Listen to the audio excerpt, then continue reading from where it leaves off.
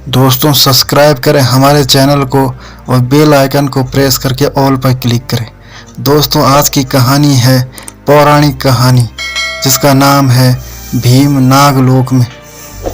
पांचों पांडव युधिष्ठिर, भीम, अर्जुन, नकुल और सहदेव पितामह भीष्म तथा विदुर की छत्र छाया में बड़े होने लगे।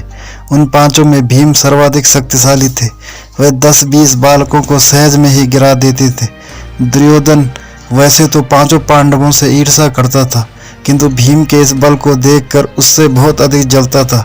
वह भीमसेन को किसी प्रकार मार डालने का उपाय सोचने लगा। इसके लिए उसने एक दिन युधिष्ठिर के समक्ष गंगा तट पर स्नान, भोजन तथा क्रीड़ा करने का प्रस्ताव रखा, जिसे युधिष्ठिर ने सहर्ष स्वीकार कर लिया। गंगा के तट पर युधिष्ठिर ने विविध प्रकार के व्यंजन तैयार करवाए। स्नान आदि के पश्चात जब सभी ने भोजन किया तो अवसर पाकर दुर्योधन ने भीम को विषयुक्त भोजन खिला दिया।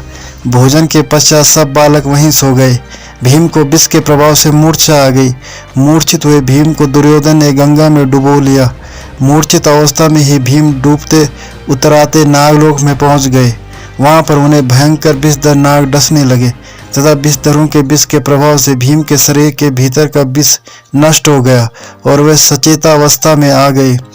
चेतना लौट आने पर उन्होंने नागों को मारना आरंभ कर दिया और एक के पश्चात एक नाग मरने लगे। भीम के इस विनाश लीला को देखकर कुछ नाग भागकर अपने राजा वासुकी के पास पहुंचे और उन्हें समस्त घटना से अवगत कराया। नागराज वासुकी अपने मंत्री आर्यक के साथ भीम के पास आए।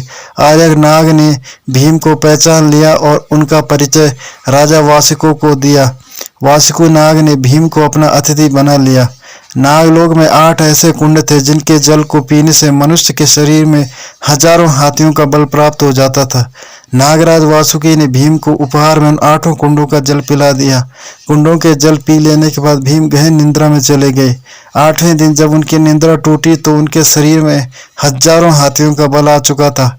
भीम के विदा मांगने पर नागराज वासुकी ने उन्हें उनकी वाटिका में पहुंचा दिया।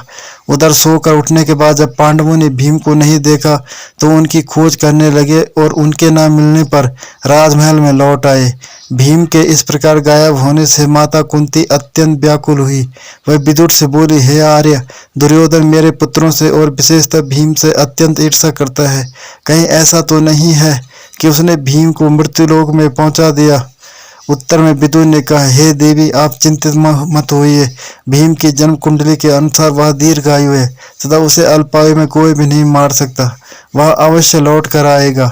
इस प्रकार हजारों हाथियों का बल प्राप्त करके भीम लौट आए। तो दोस्तों ये थी आज की कहानी।